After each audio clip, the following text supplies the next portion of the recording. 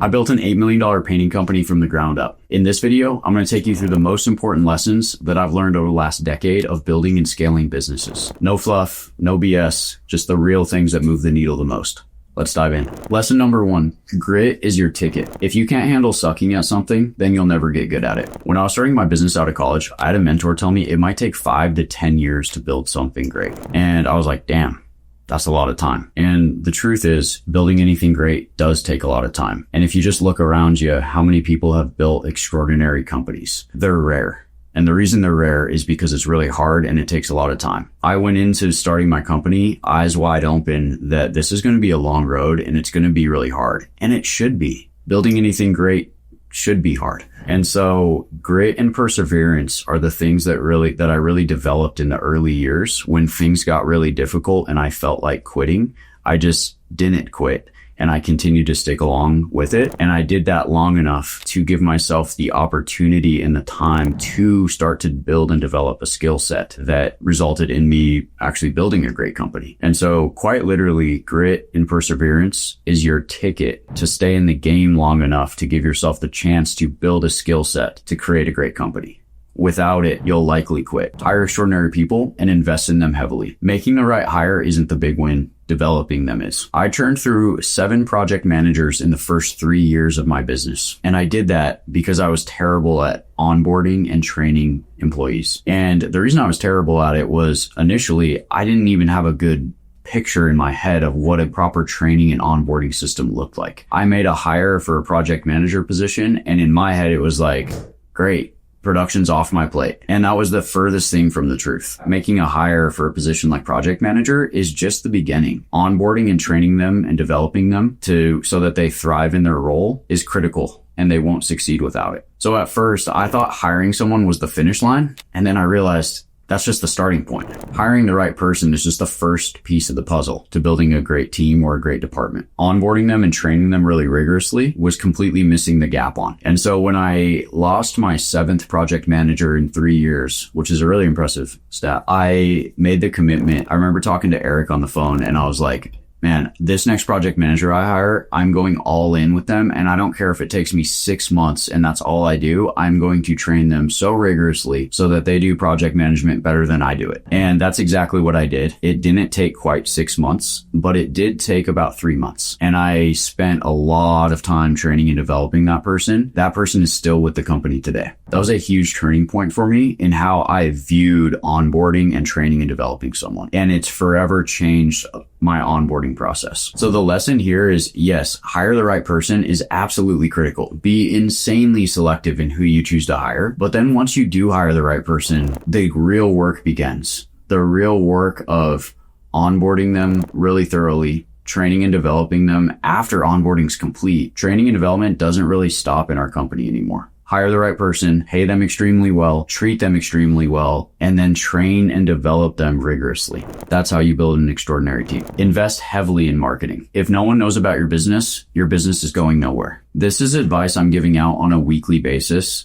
I'm seeing people underspending on marketing consistently. I have spent thousands of hours on marketing myself. That's reading books, listening to podcasts, running door-to-door teams, doing door-to-door myself, running ads on Meta, testing and applying new marketing tactics that I've learned. I am obsessing about it. And the business owners that I see flourishing are also investing a lot of time, money, and attention in marketing. I remember when COVID hit, door-to-door marketing was our #1 lead source at the time, and it just got cut out from under our knees. And I spent that first week completely diving into meta ads, hitting up people in my network who ran meta ads, taking an online course, and then testing the meta ads myself. I spent 40 to 60 hours in the first few weeks after COVID hit learning about meta ads and then also testing meta ads. The results were insane. We were getting like $5 to $10 leads there for a while on Meta. It changed everything for us. It allowed us to pivot like that. And that's the power of being really good at marketing, is your business can scale very, very fast. It's not the only thing that's required to build a great business, but without it, marketing is quite literally the fuel that gets the business off the ground.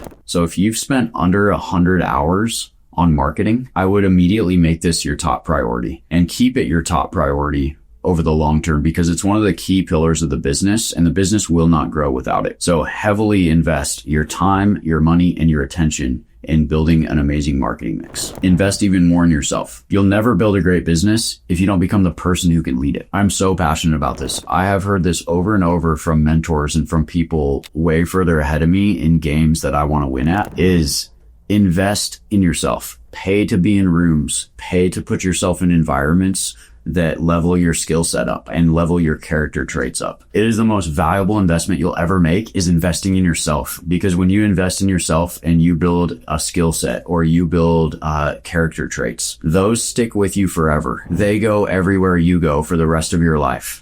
No one can take them away from you. A divorce can't take them away from you. Business relationship breaking up can't take them away from you. Nothing can take those away from you. Your environment and your habits are shaping and massively influencing who you're becoming and your outcomes in your life. I've invested hundreds of thousands of dollars and tens of thousands of hours of my time in investing in myself. So invest in yourself is the best ROI you can ever make. Invest, apply the knowledge, obsess over client experience. If you're blaming the client, you've already lost. This alone will make your business pretty damn successful and put you in the top 5 percentile, I would say, in your industry. When I started my painting company, and I started to get a few upset clients, I made the commitment very early on that I will just never leave a client high and dry, period. No matter what. I'm willing to lose money in the short term. I will not sacrifice my reputation in order to fight a client when they're upset. I will just make it right every single time with the client.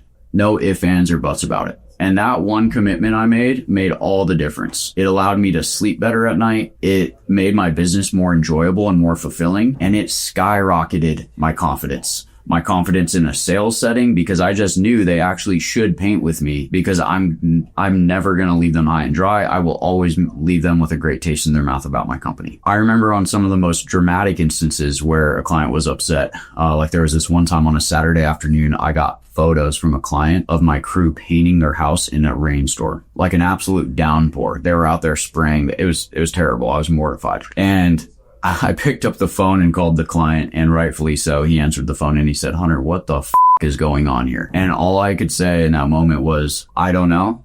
I will absolutely find out what was going through their head and why they were doing that. And I will make sure that they stop painting right now. And I promise you, I will make this right. And I did just that. Showed up to their house the next day, got a different crew out there. We cleaned up the mess from the prior crew and we redid the entire project. And I lost money on that project. I don't even remember how much money I lost on that project, because it doesn't matter. Because over the long term, reputation and providing an exceptional client experience far outweighs the short term money you lose on the few and far instances that happen like the one I just said. So hold an unreasonably high bar for client experience, and not just when things go right. It's super easy to deliver a great client experience when things are going right. I'm talking when things go wrong. When things go wrong, blaming the client is what everyone else does. It's what all your competitors who run a mediocre business do, is they blame the client, because it's a way that I can just deflect responsibility. See, I'm off the hook if I'm just like, oh, this client's kind of crazy. That just allows me to get off the hook for this, and it allows me to escape responsibility. That's what's normal in the marketplace, and that's why if you just actually commit to delivering an exceptional client experience, it is such a competitive advantage. And more importantly than being a competitive advantage, it's actually just a more fulfilling way to run a business. Apply this, and over the long term, you'll develop one of the best reputations of any painting company around you, and your confidence will skyrocket, and your team's confidence will skyrocket. My sales manager told me a few months ago, she said, "I literally think it's a mistake when people don't book with us. Like, I genuinely think they're making a mistake, because I just know we'll always make them happy." That level of confidence that trickles down to your team can only happen if you actually hold an unreasonably high bar for client experience, and then you stay true to that every time, even when clients are upset. Don't half-ass your effort. Most people's idea of trying hard is weak and insufficient for creating real results. I hear so frequently, meta ads don't work. And I say, okay, tell me what you've tried. And they say, well, I've created a couple ads and I've tested $2,000 in ad spend. And my response is, okay, that's not a sufficient sample size to say that meta ads don't work. It's a grounded assessment to say meta ads absolutely work. And my evidence is all the companies spending money on meta and having an incredible return on investment. It's a huge mistake to say I tried meta ads and they don't work, when I actually didn't really try meta ads. What I did was I created 2 ads and I spent $2,000, and that didn't work. That's not trying meta ads. Putting up only 10 lawn signs or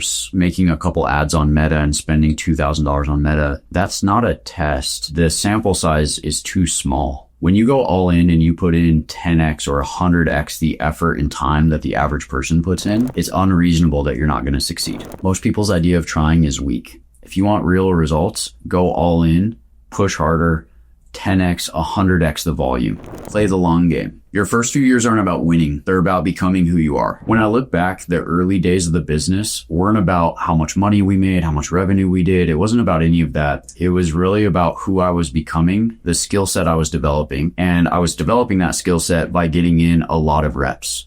So it's ultimately, I really appreciate those early days because of who I was becoming and the foundation I was laying for the business. It is such a massive advantage in business to be long-term focused. The people with the longest time horizons generally win in business. The more I'm connected to my long-term vision, the better I operate my business.